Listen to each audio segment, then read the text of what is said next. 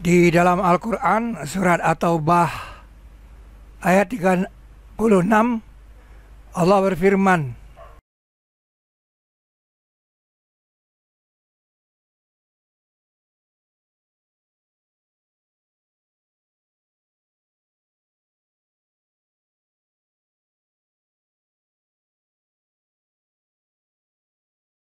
dalam surat ke-10 ayat 5, dikatakan Dia yang menjadikan matahari bersinar dan bulan bercahaya, dan Dia ukurkan Dia tempat turunnya, agar kamu mengetahui bilangan tahun dan perhitungan. Tidak, Allah menciptakan itu melainkan dengan karakter lengkap. Dia jelaskan ayat-ayat untuk kaum yang mengetahui. Tetapi perlu diketahui bahwa bulan itu ada dua macam, bulan nur dan bulan busur. Bulan nur ini disebut qamar, bulan busur itu disebut syahru. Nah, ketika bumi berada di busur Ramadan, maka dikatakan bahwa kita berada pada bulan Ramadan. Nih, kita berada di busur Ramadan sebenarnya. Bulannya tetap satu. Nah, kita berada di bulan Ramadan. Kita katakan bumi berada pada bulan Muharram, karena kita berada di busur Muharram.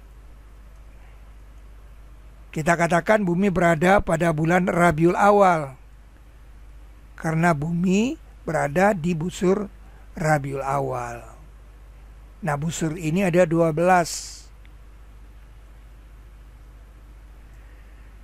Kemudian ada ayat yang mengatakan sesungguhnya Rabbmu mengetahui bahwa engkau berdiri sholat kurang dari 2/3 malam, dan setengahnya dan sepertiganya. Disinilah dikamuskan kata nisfu, artinya separuh.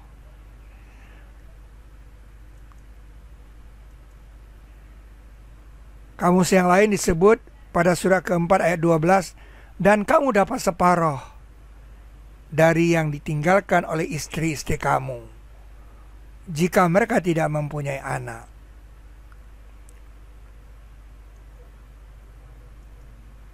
Terlihat betapa pada Al-Quran dijaga kata nisfu, yang berarti separuh. Nah, kita mengenal kata nisfu Sya'ban, artinya separuh Sya'ban.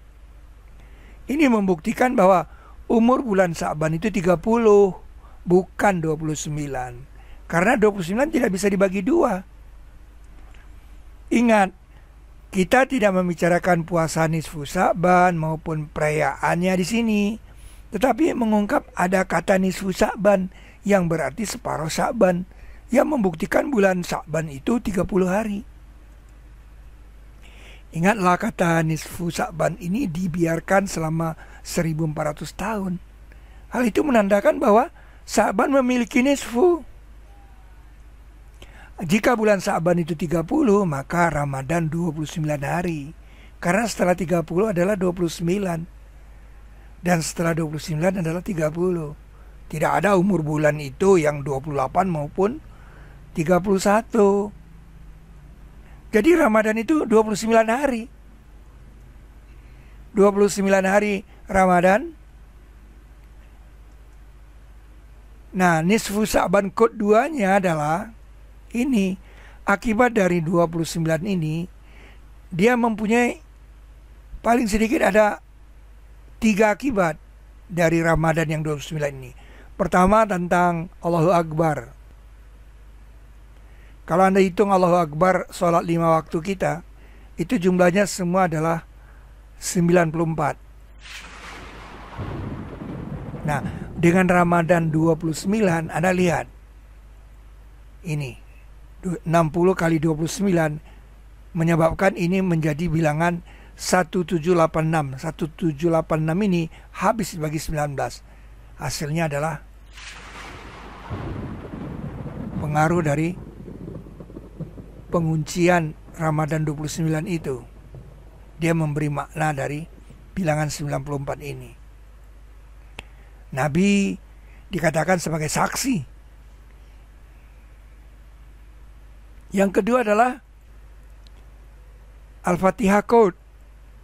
Ya, kita lihat 17 rakaat itu dengan jumlah hari 354. Itu 6018 rakaat dia. Nah, dengan 29 Ramadannya dia 11 kali 29, 319. Nah, sholat idnya 2 dan 2, Idul Adha dan Idul Fitri 4. Jumlahnya 6341. Ramadannya dikunci 29. Jadi rakaat setahun kita ya dengan Idul Fitri dan sholat tarawih witir itu 6341 rakaat paling sedikit. 6341 rakaat ini kalau kita simpan di sana, dan ternyata ayat Al-Quran itu 6348. Kalau saya kurangi 7 surah Al-Fatihah, dia jadi 6341. Sama dengan rakaat setahun. Pertanyaannya adalah, apakah Anda mengerti pada di setiap rakaat salat ini yang dibaca adalah Al-Fatihah itu sendiri? Di sini kita memahami mengapa di setiap rakaat salat harus dibaca Al-Fatihah. Atau misalnya ayat Quran ditambah Al-Fatihah itu 6341 tambah 7 di bawah Jibril.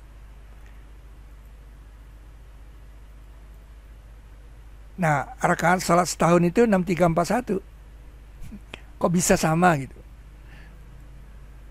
Tidak ada salat bagi orang yang tidak membaca Fatihah kitab. Ini dia hadisnya. Jadi memahami ini perlu penguncian Ramadan 29. Itu Al-Fatihah Code. Bismillahirrahmanirrahim. Alhamdulillahirabbil alamin. Ar-Rahmanirrahim. Maliki yaumiddin. Iyyaka na'budu wa iyyaka nasta'in. Ihdinas siratal mustaqim. Siratal ladzina an'amta 'alaihim ghairil maghdubi 'alaihim waladdallin.